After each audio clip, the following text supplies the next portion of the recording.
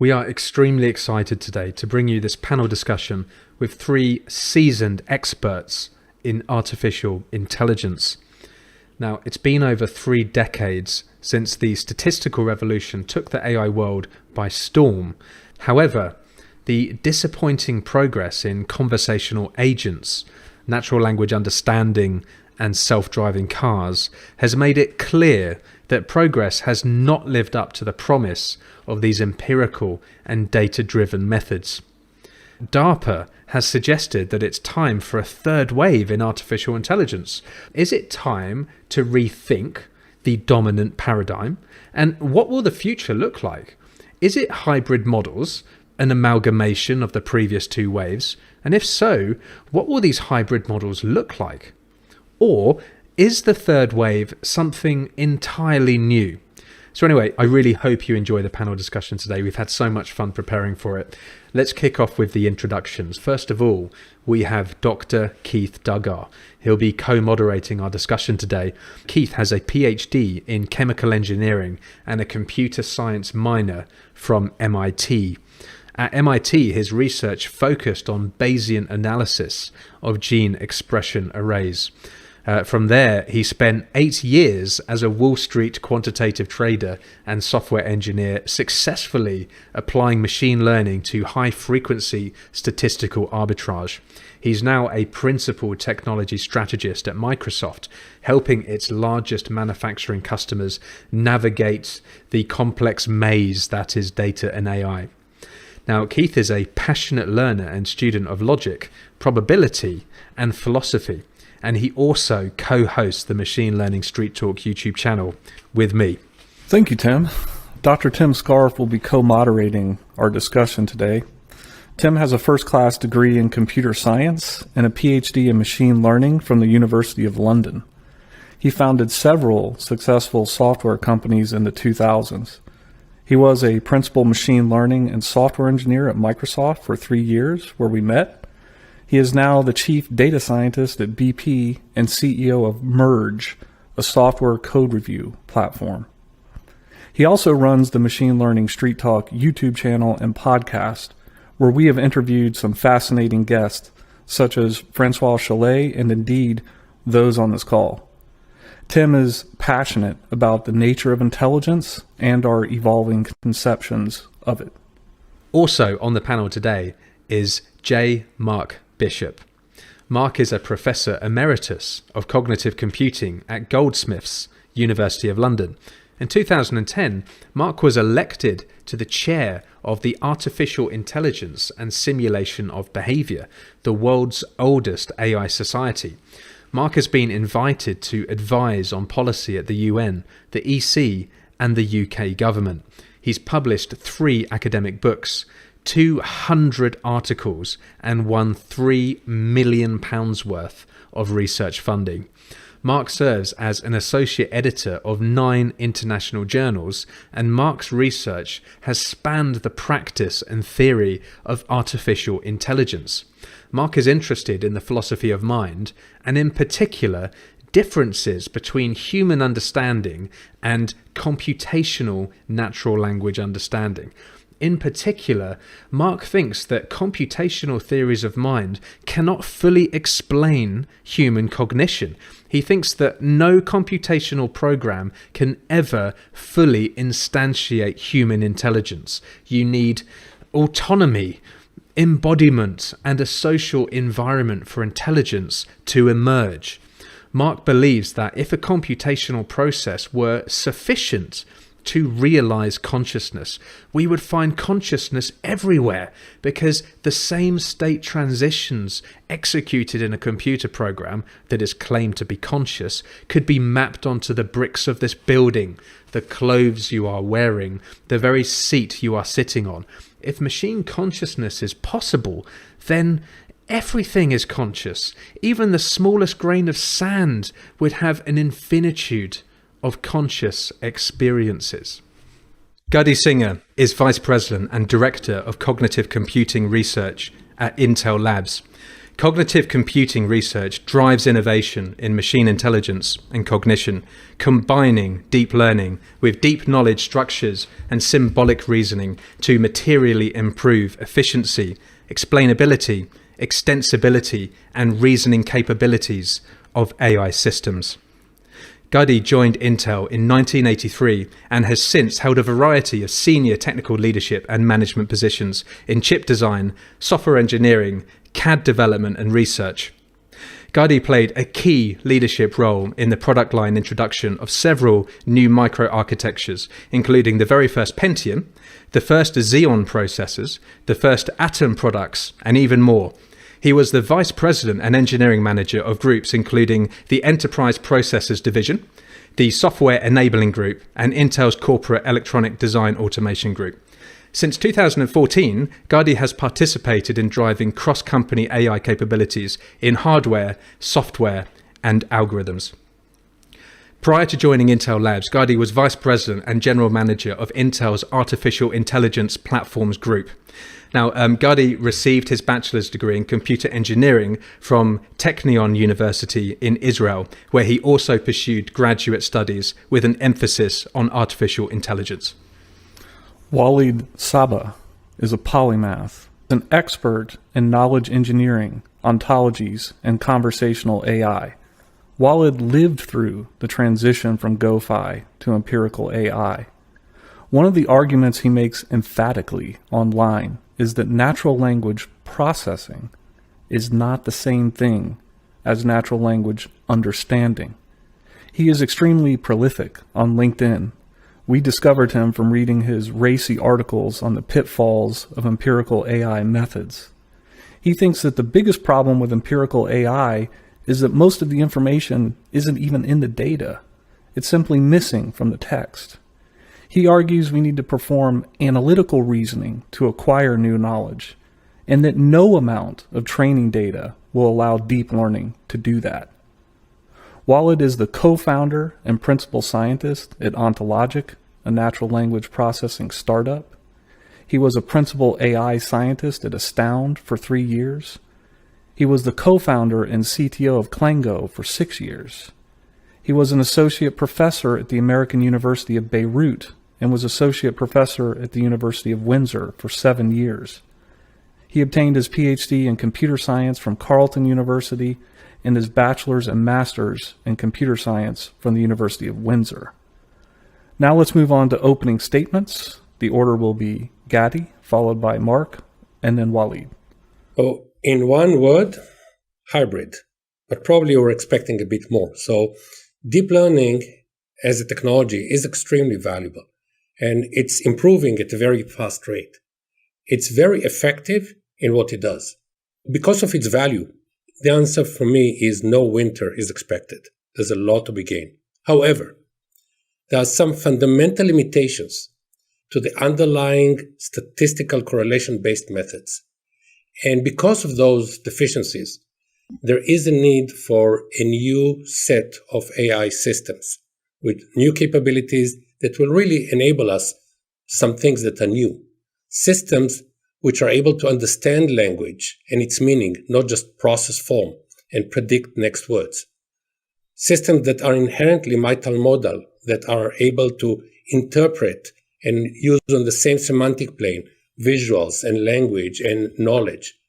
Systems that integrate common sense, that adapt to new circumstances, new domains, new tasks, and are able to explain themselves as they create new outputs in those new spaces.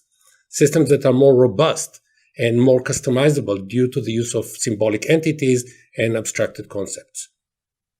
AI needs to really know the world, its entities, their relations, their history, procedural knowledge, experiential knowledge.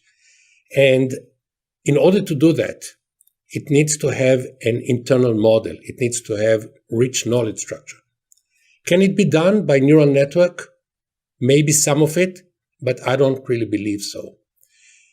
I believe that the next phase is neurosymbolic cognitive AI, which will include explicit, structured, multimodal, multifaceted, well-attributed knowledge bases. Knowledge bases will utilize neural network and machine learning to extract information, to create nodes, to create relations, to check the coherence of the overall system, and to maintain it.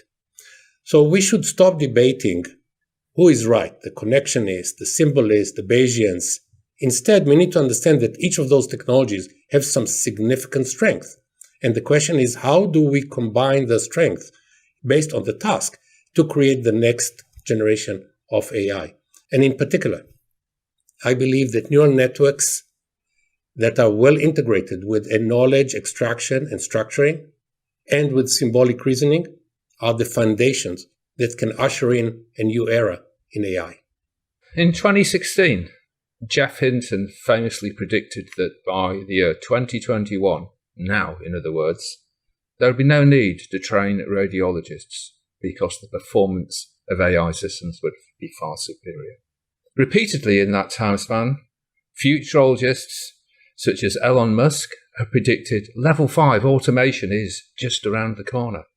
NLP practitioners have said larger and larger models such as GPT-3, 4, 6, 10 will be able to converse and understand language seamlessly, and yet even a modest and brief interaction with such systems reveals catastrophic failures of them. It's my belief that the same problem, the same issue is at the root of all these problems. Indeed, it's my belief that computation cannot realize understanding, deep mathematical insight, or consciousness, and hence that there exists a gap, a humanity gap, between that which can be achieved by computational processes alone and that which can be achieved by humans, potentially using computational tools. 3 a priori philosophical arguments, John Searle's Chinese Room, the Lucas Penrose argument, and my own minor contribution to the debate, the Dancing with Pixies Reductio, underpin this claim. If any one of these arguments holds, then an unbridgeable ontological gap between computation and mind is firmly established. Well, aside from a diet of too much dodgy sci-fi, I believe a deep confusion between epistemic concerns, for example, how we as humans might seek to establish if a sister or brother had understood our words, or was feeling pleasure or pain, etc., and ontological, for example, how we might actually instantiate consciousness, pleasure or pain, in a machine, lie at the root of this widespread quasi-religious belief that computation can actually realize cognition.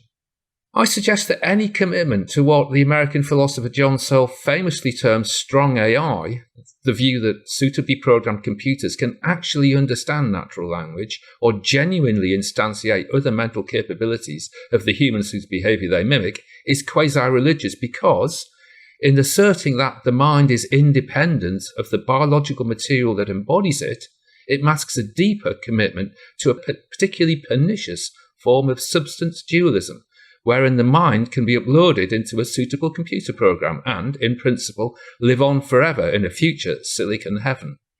A concept expertly toyed with by William Gibson in Neuromancer and much earlier by the author Arthur C. Clarke in Against the Fall of the Night and The City and the Stars. The underlying confusion between epistemic and ontological concerns is neatly foregrounded in the following. We might model a cow lactating, a plant photosynthesizing, or the physical properties of gold by computational processes. However, such purely computational processes will never make us milk, produce energy from sunlight, nor, sadly, make us rich. Why then should we ever expect computation to physically instantiate cognition, contra model some particular cognitive processes of interest, for example, neural firing rates? In other words, although we can model the behavior, say, of the planets by the correct application of Kepler's laws, the planets themselves neither compute those laws nor follow them in unfolding their own sublime dances. I truly believe that there's something seriously wrong in artificial intelligence. The biggest problem is that we are equating AI with machine learning. Yes, it's true that symbolic AI, or GoFi, that dominated AI from the mid-50s until the late 80s, early 90s, lacked a learning component, which of course made it brittle in new situations. True also that symbolic AI faced the knowledge bottleneck problem.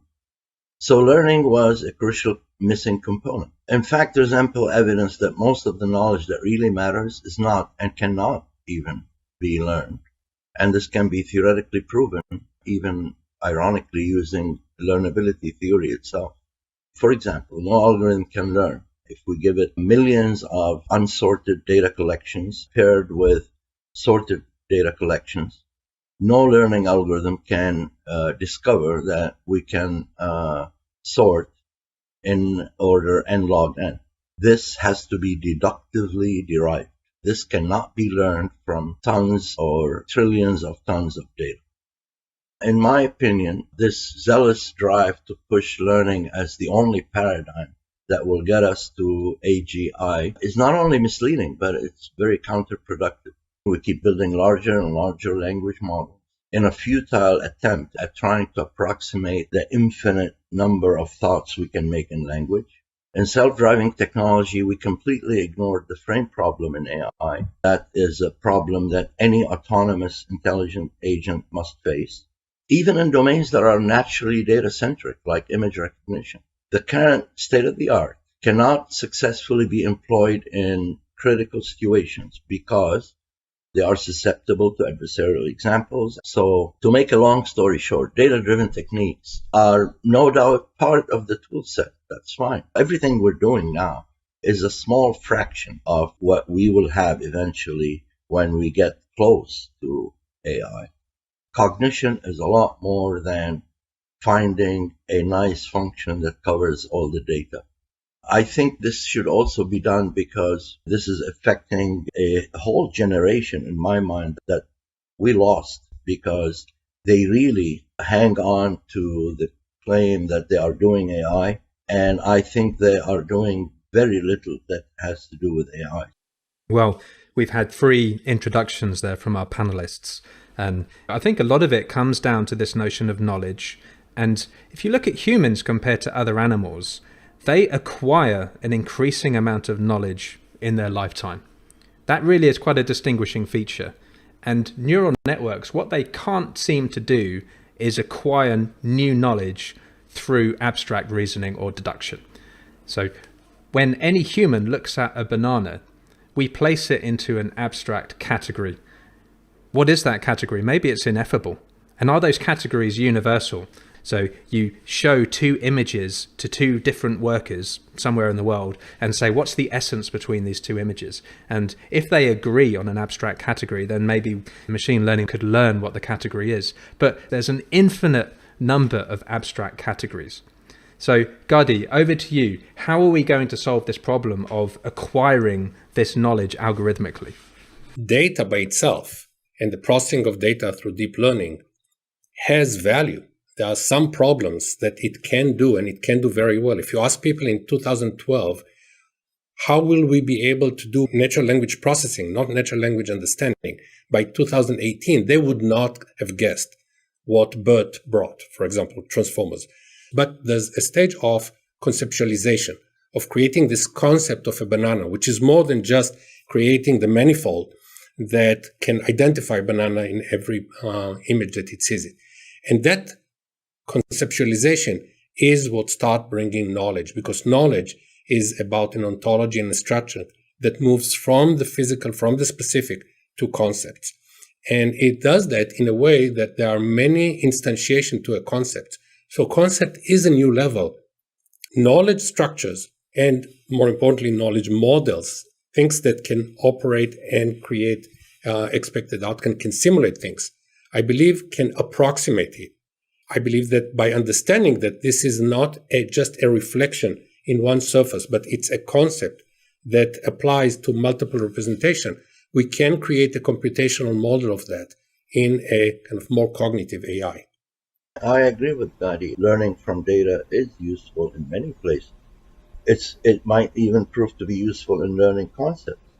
My issue is that concepts, even learning what a banana looks like, is just the beginning of the cognitive journey. Human cognitive capacities go beyond that in ways that It's not in the data in this sense. My child knew what a banana looks like when they were 2 or 3, and what an apple looks like and what an orange looks like. But then they did deductive reasoning. They said, these 3 objects plus grapes plus, they look like they are in the same basket all the time. They're on the same shelf in the store. Obviously, they are a category, right? So we call them fruits. And then we go up in the hierarchy of reasoning. So knowing what a banana looks like and tastes like and feels like is a monumental challenge. But that's the ABC of cognition.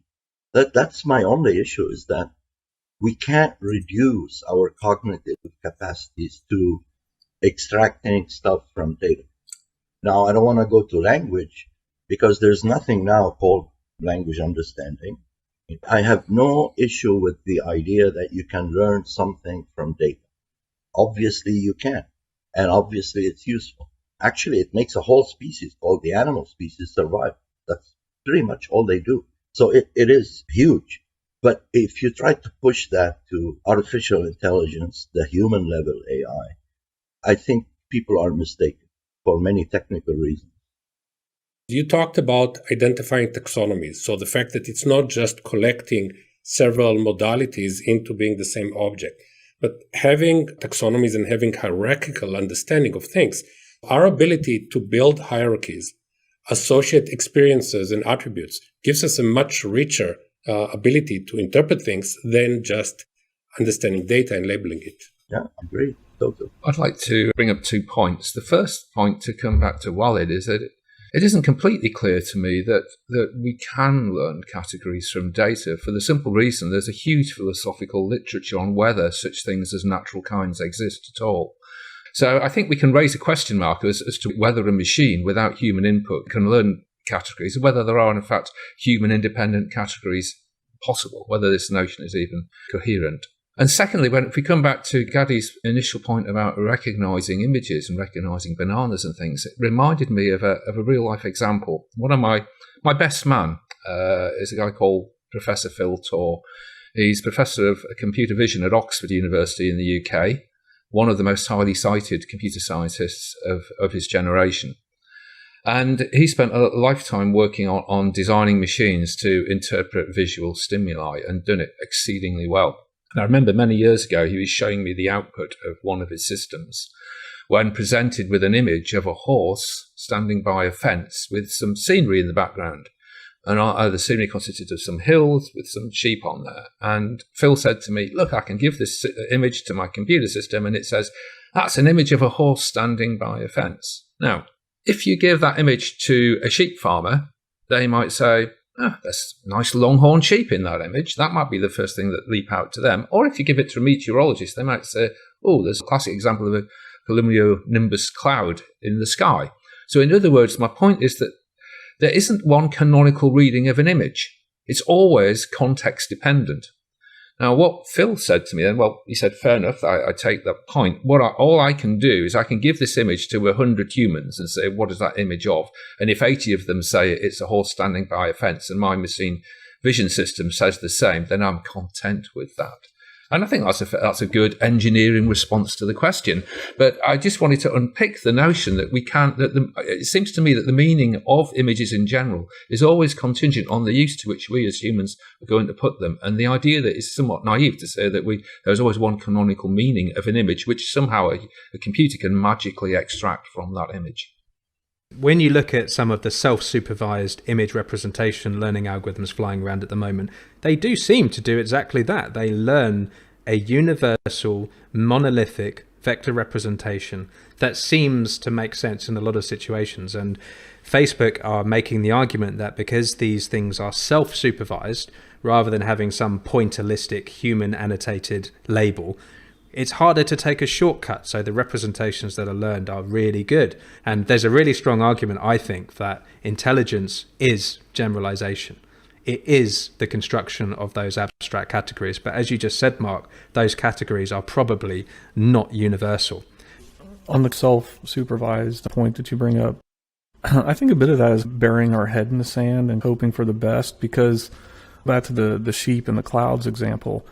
If you're only providing it with pretty much pictures of farmland and not pictures of just the sky with cumulonimbus clouds or night cityscapes with those kind of clouds, is it even going to be able to find that category, right? Is it even going to be able to learn as part of its vector representation the bits that did that type of combinatorial comparison on a subset of images and found... I guess, Keith, I was arguing from the stronger that we would, let's just assume that you can. Even if you could do that, there's still a problem because the meaning of the image is contingent on the use you're going to put to it.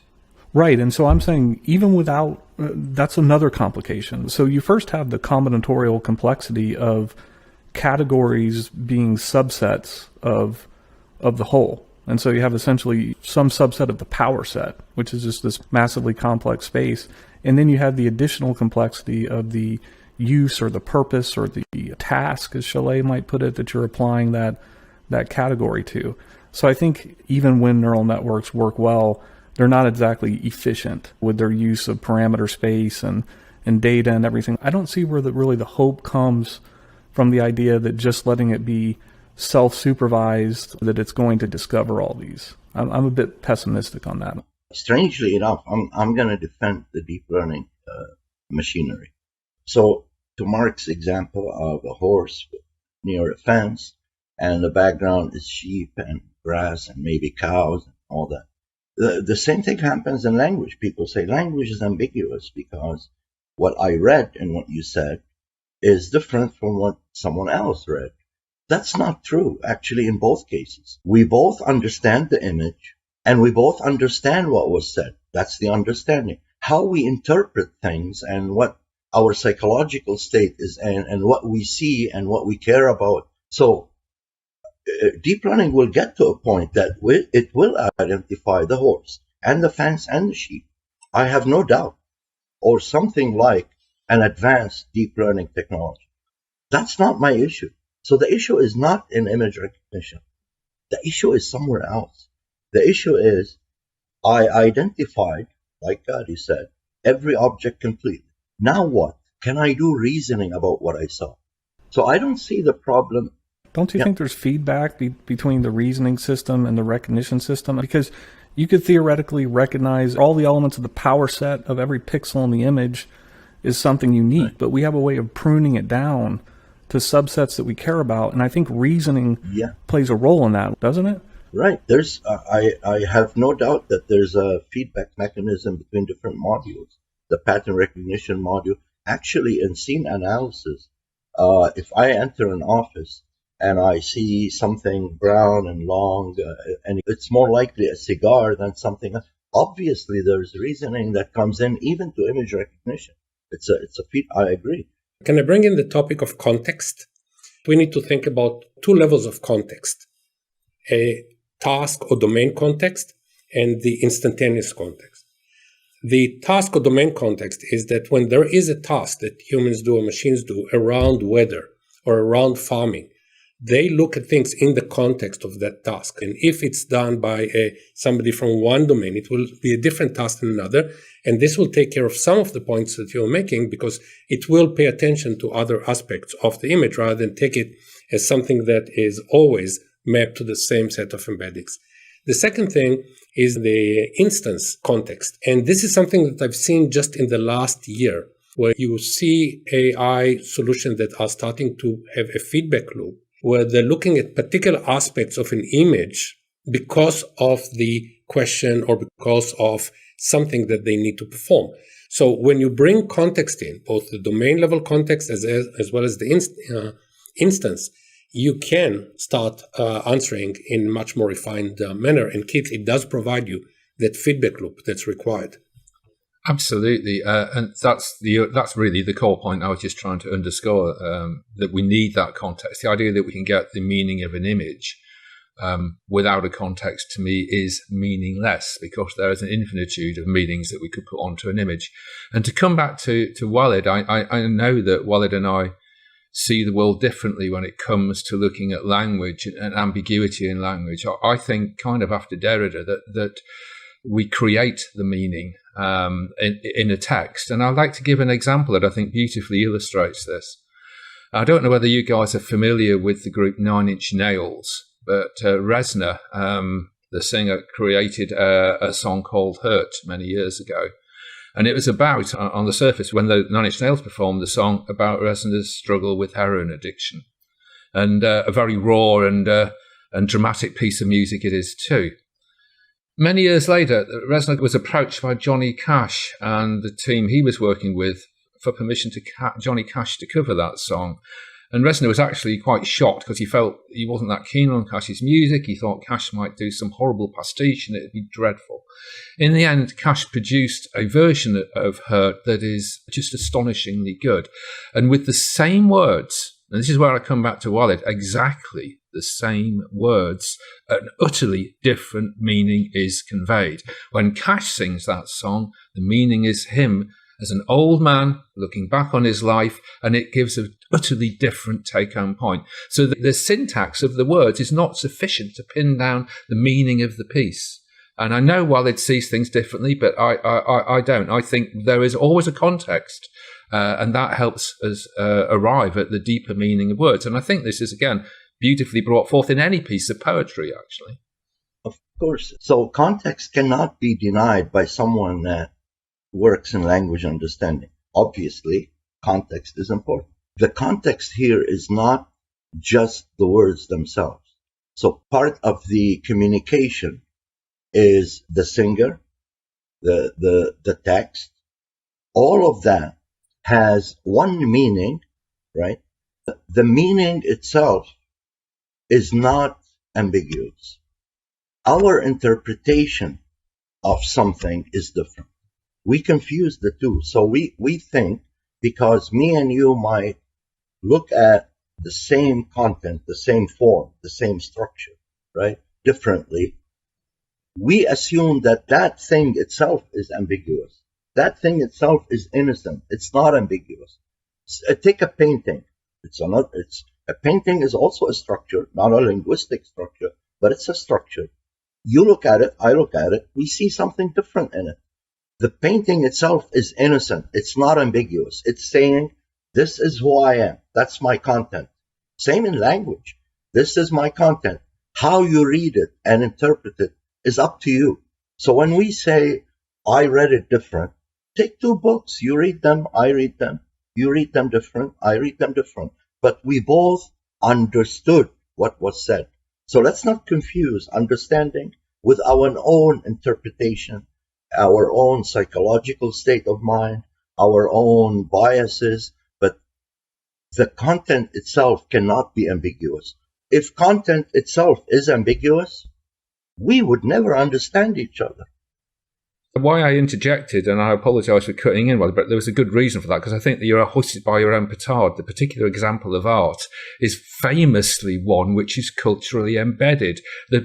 When you look at a painting, when an art critic looks at a painting, they're not just looking at the image, they're looking at the practice, the social norms, the movements that were going around at the time. That is why when the pissoir was exhibited, Duchamp exhibited the urinal for the first time and wrote, "This is not art" on it. He was making a statement. Now, the average man or woman in the street would look at that and be shocked. Although when the pile of bricks was exhibited in the Tate Modern, that's not art, they would say, because anyone can do that.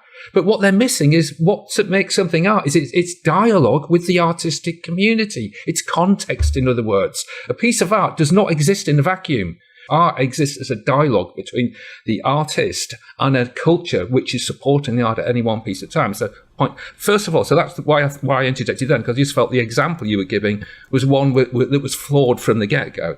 Now, coming to the second point, since Wittgenstein recanted on his earlier work in the Tractatus with the investigations, the famous aphorism that everybody knows who studied any Wittgenstein at all from the investigations is that the meaning of a word lies in its use. It's not a simple absolute definition, it's how it's used in a particular language game. That's what the investigations establishes.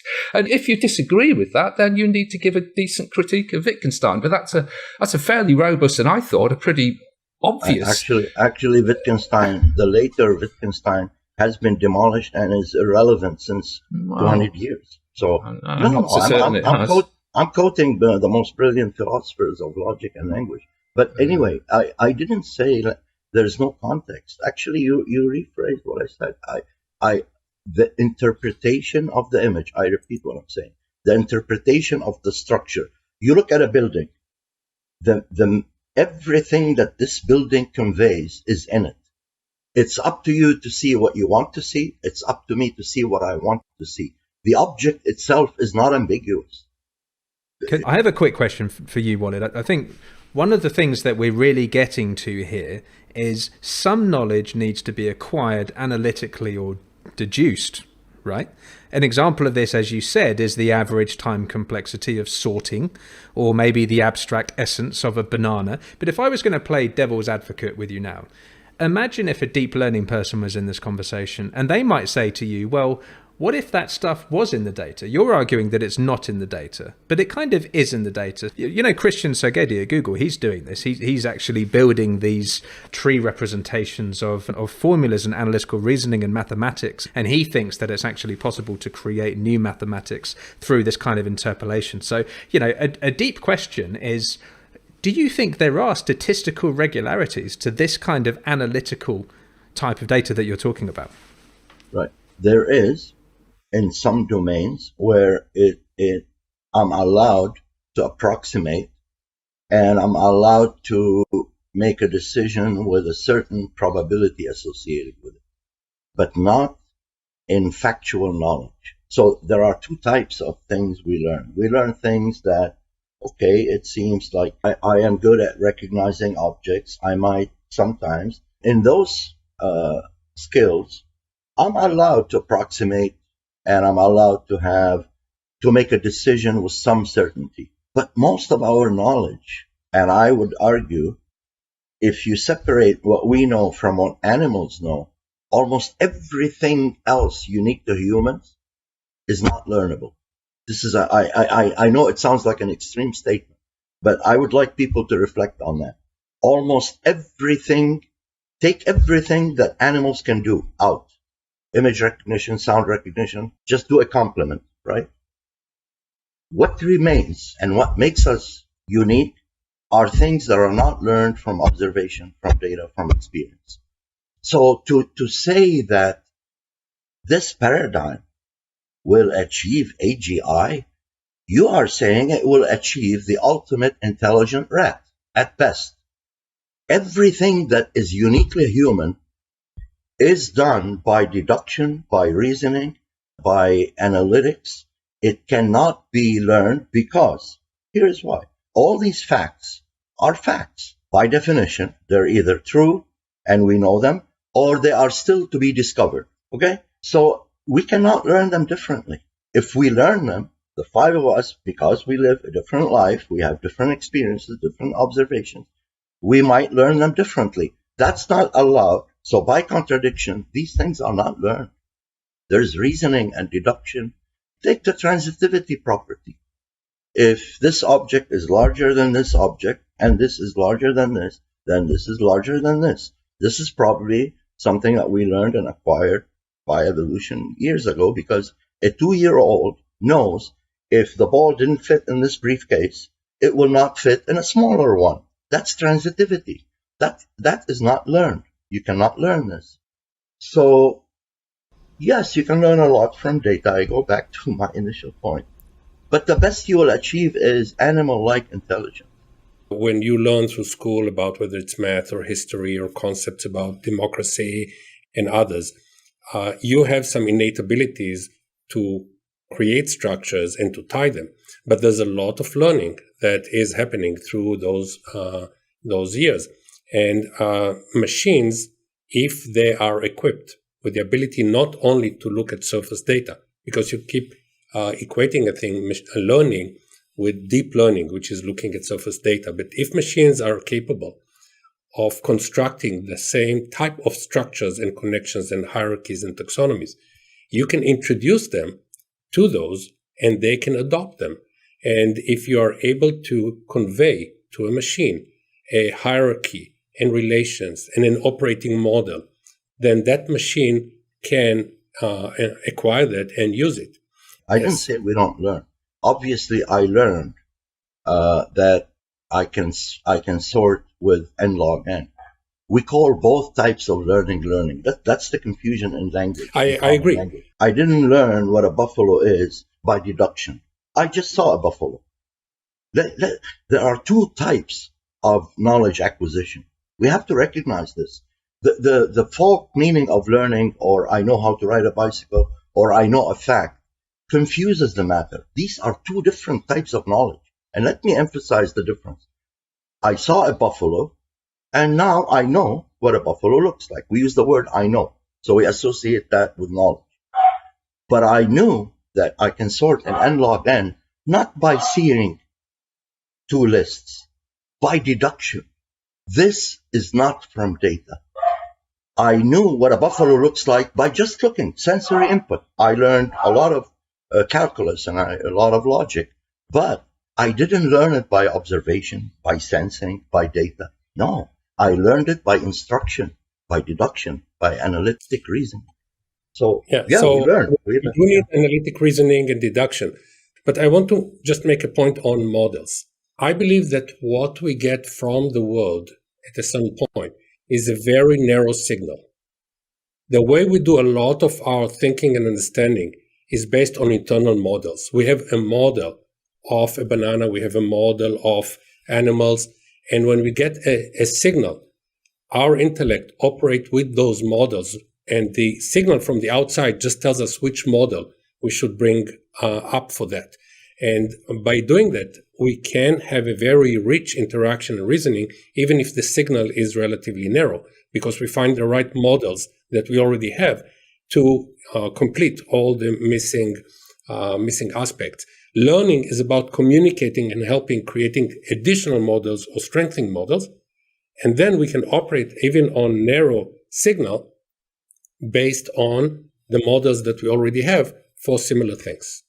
Yeah, central to my critiques of AI is the notion that I don't believe, for arguments I give in Dancing with Pixies Reductio, that computation can bring forth consciousness. But I think that this statement has profound implications to do with understanding, because it seems to me, and not just me, for example, Stefan Harnad, in his critique of Luciano Floridi's philosophy of information called Lunch Uncertain, Stefan foregrounds the importance of the phenomenal component of understanding a proposition.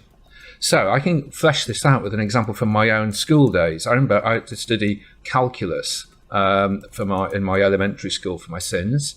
I remember after a little while getting quite good at the application of the formula, such that I could correctly apply the formula in appropriate circumstances and get 10 out of 10 for my math homework. Some time later, after I mastered that skill, the penny dropped and I understood what calculus was. And that went along with a bodily sensation of understanding.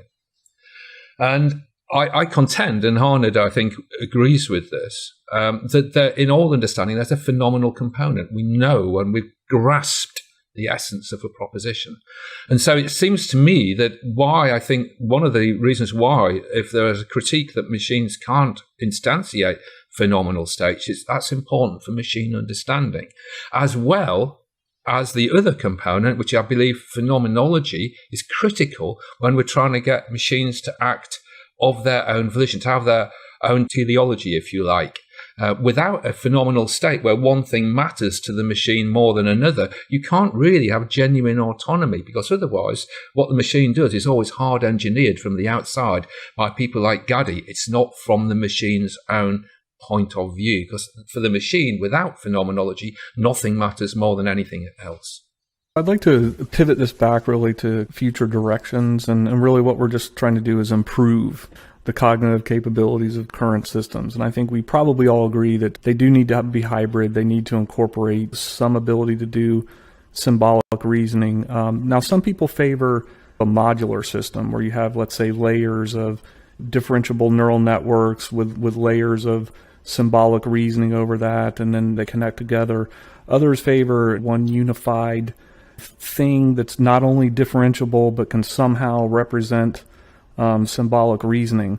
And I'm curious to get all your takes on which of those approaches you think might be the most fruitful, and if it's the merged thing, like say a differentiable neural computer or a neural Turing machine. It seems like anytime they get closer to symbolic capabilities, they start to lose the optimizability. They start to lose differentiability. It becomes harder and harder to actually search that program space, if you will. So if I could get comments on that, and we'll turn over to Gadi first. It's, if you like, from the software world, it's object-oriented. It's a modular system, I believe, that has modules that have particular strength, that are built on particular technologies that work very well together. Because, as you mentioned, each technology, if you look at neural networks, they have significant strength in that they understand the whole space, and they can manipulate the manifolds without having to kind of keep dark areas in that. So having modules that are built on some techniques is very effective.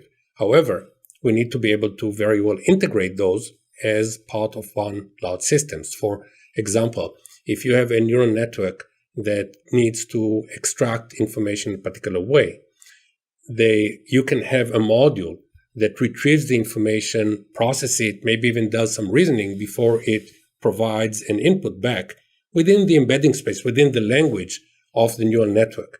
So you can integrate modules very tightly to create one smooth operation, but I do believe that the future is in creating a hybrid system that is built on very well integrated modules which have strength in one particular approach or another. I subscribe to that wholeheartedly. Hybrid has to be defined very well because people worked on hybrid systems for years. They tried to integrate variables and sub-symbolic systems.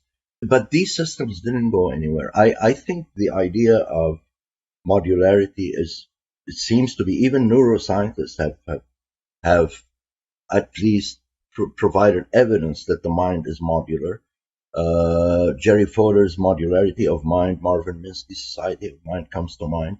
Things like we have a module, for example, that's good at interpreting colors. We have a module that's good at interpreting sounds or haptic feeling, like the touch. We have a module that counts. It looks at a collection of objects and it says, we have 6 things here. So we have specialized modules. None of them is hybrid. The system as a whole is hybrid because it uses everything we've ever discovered.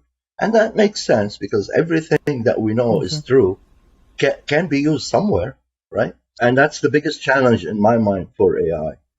I know a technology that I've been excited by recently. It's not new anymore, but it's probably well over a decade old now. And that's Monte Carlo tree search and the way that we can use that in exciting ways with neural networks to do some things that are akin to planning and game playing and what have you. I find that very exciting. So that's something my team have been working with for a few years now and doing some kind of fun things.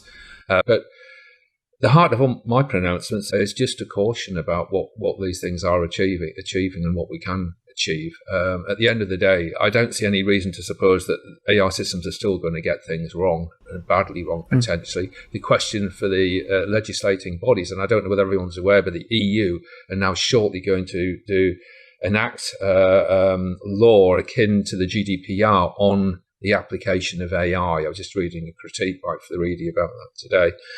And we just need to be aware that AI will get things wrong occasionally. The big question is, would it get things badly wrong less often than a human? If it does do better than a human most of the time, then perhaps that's good enough. What you were saying about the Monte Carlo tree search is fascinating, Mark, because I guess we're talking about what the future is and neurosymbolic methods, and a lot of people don't realize that GPT-3, there's a discrete search over the top of it. AlphaGo, there's a discrete search over the top of it. These so-called sub-symbolic methods, they're still connectionism. They're just ways of encoding discrete information into a neural network. I think it's fair to say that the paradigm in connectionism is that we should have a monolithic approach to artificial intelligence, and people like Gary Marcus, they say that we should have a discrete world model and we should be doing reasoning and planning and acting over this discrete world knowledge. And I think all of us agree, symbolists and connectionists, we agree that common sense is like the dark matter of the universe. It is the bulk of intelligence. That's what we need. But there's an impedance mismatch between connectionism and symbolic systems. Should we fix the architecture, or should we create a kind of emergent system that comes later? The key word is emergent. I compare it to what happened in physics. You have the quantum level, the data level, and you have the high level, the reasoning level at a different point. And how do we connect them? How does high level reasoning emerge from data, from sensory input? We do pattern recognition, we do sensory data analysis, but that's not enough. There's another level of reasoning and we have to connect the two. So I think modular AI, specialized modules, and how this emergence will happen, and how do these modules talk to each other? That's the challenge in AI. We're still in alchemy in AI. Well, if one looks at the neural network structures people come up with, you certainly get that idea. But I guess to try and steel man the connectionist folks, for example, Mark, maybe it takes an ecosystem of individuals and autonomy and whatnot to create intelligence. But I think we would probably all agree that a human mind, even if it was off by itself on a deserted island, is still an intelligent entity. Like at that point, once it's developed up there in its brain. And there are those who say, look, up there in the brain, we can cut open the brain and look at it, and it is just a bunch of neurons. And even though artificial neural networks are abstractions on that, they throw away a lot of the dynamic detail and the continuity. They capture some essence of what a neuron does, like collect inputs, integrate them together, and fire an output. And so what we often like to ask is, what's missing?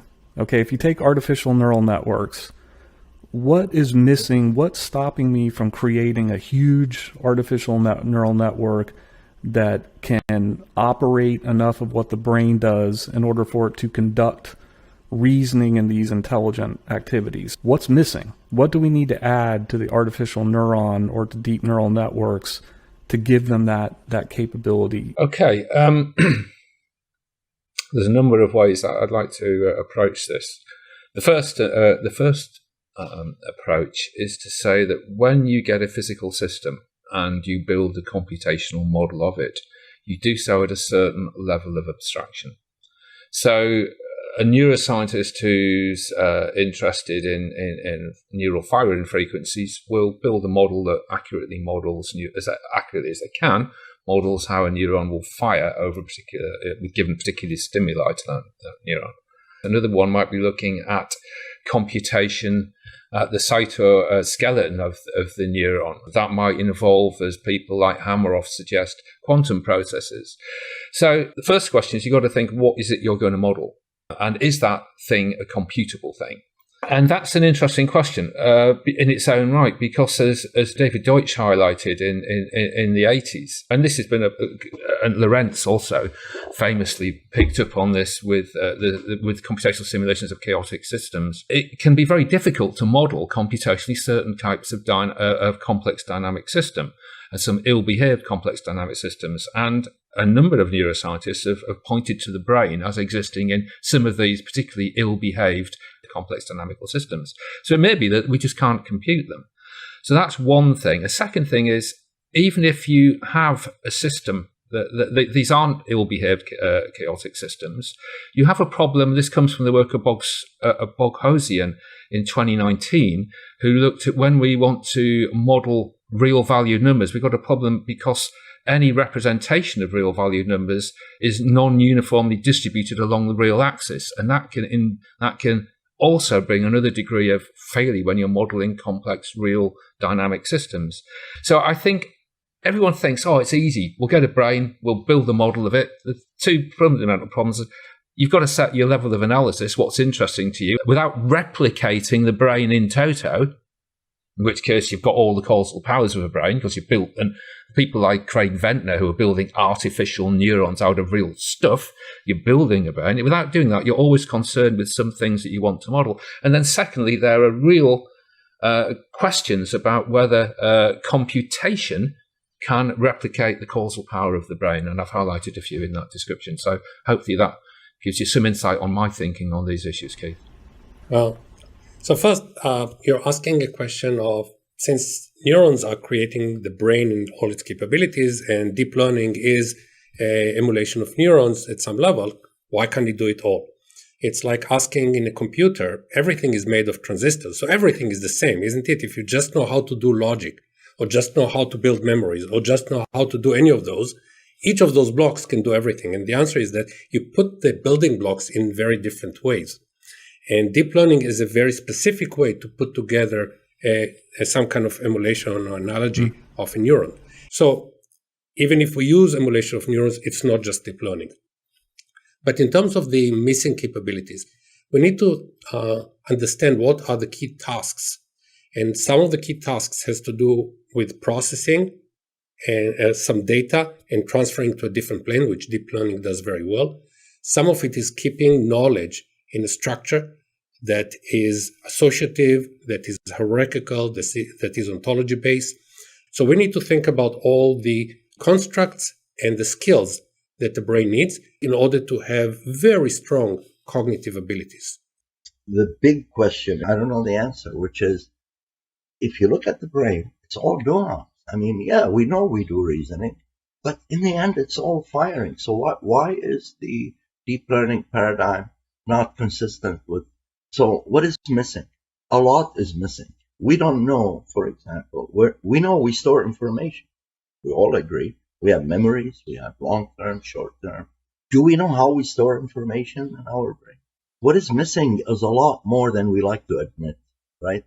The human brain probably is pretty well understood as a physical, biological organ. But the mind, where do we store information? What's the nature of our memory? How do we keep an image of a banana in the mind? So we have a lot we don't know. What's missing is more than we like to admit. Let's be humble. Let's not say AGI is going to be here 5 years from now. Let's be very humble. Amazing. Well, gentlemen, this has been an absolutely fascinating panel discussion. All of you are going to finish now with your closing statement. Our debate so far feels like it's 60 years old. Connectionism, symbolism, Turing machine functionalism, if we want to cross over into the world of cognitive science. But of course, cognitive science has moved on hugely in those 60 years. And one of the things that's been exciting me a lot in the intervening period has been the development of the so-called embodied and inactive and embedded traditions of cognitive science. So if we take this as something interesting, to come back to Keith's point, it's not the individual neurons that bring forth the mind. It's not even a brain, because neurons exist in a culture which is the brain, the human brain. But it's not even the brain on its own, because the brain exists embodied in a physical body. But it's not just the human body existing on its own. The human body exists in an environment like Keith's putative desert island. But it's not just an environment on its own. A human body exists in a human society. And I think all of these things contribute to our cognizing about the world. And in particular, language and social aspects can actually shape, I believe, how we phenomenally see the world. Mark, I get your point, the embodiment, and I believe I fell in love with George Lakoff's metaphors that all of our meanings and understanding are related to our physical experiences, the real physical manifestations that we.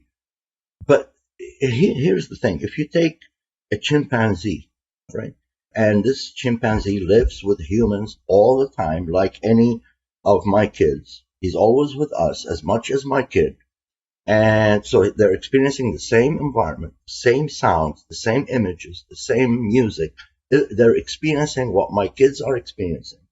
And we know that biologically their brain and our brain are almost 99% identical. This chimpanzee will never reason, will never do abstraction, will never speak, will never communicate. So I agree with you, the environment is important. Nobody is dismissing that. But it's not the sole unique thing about our mind. The human mind is not just a function of rain and sun and pain and touching stones and all that. Chimpanzees can live with us for 1,000,000 years, and they have, and they will never do what we do. The mind is more than just the environment. But I think if you'd heard what I said, I think for me it's the neurons in our brain, the brain in our body, the body in our environment, and our human bodies in a human culture. All these things bring forth the cognitive processes for the species. That's my position anyway. If we would have this debate in June of 2011, we would not have been able to predict the tremendous progress that was made by deep learning. In the coming 10 years, we will have significantly more cognitive machines. Not consciousness, not AGI, but machines that have capabilities of understanding across modalities, of synthesizing, of creating results that are truly meaningful. And in order to do that, it's based on having a much better model of the world within the machine. It's not an input-output function. Intelligent beings and intelligent machines need to have a model of the world that is very detailed, that have a lot of capabilities, that have knowledge that is structured in layers, in abstractions, in hierarchy, and then to interpret input within that very rich context, within that very rich modeling, and we will see machines with cognitive abilities that will be able to understand language, will be able to generate new ideas based on concepts, and will be able to interact with humans and be also interpretable and explaining themselves. Yeah, so I like Gadi's future prediction. I can predict some future, by the way. 20 years from now, 30 years from now, 50 years from now, the best sorting algorithm will be order n log n.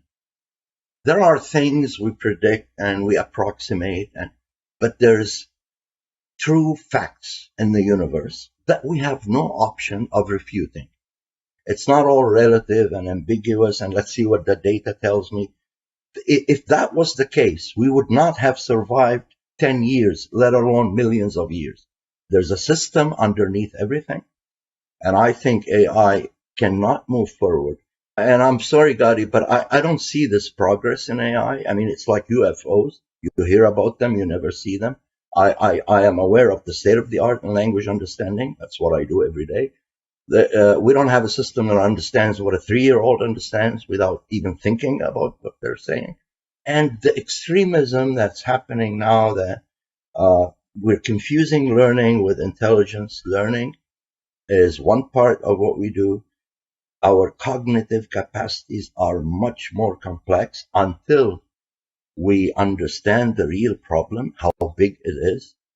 Like autonomous driving that ignored the frame problem, it's all going to collapse.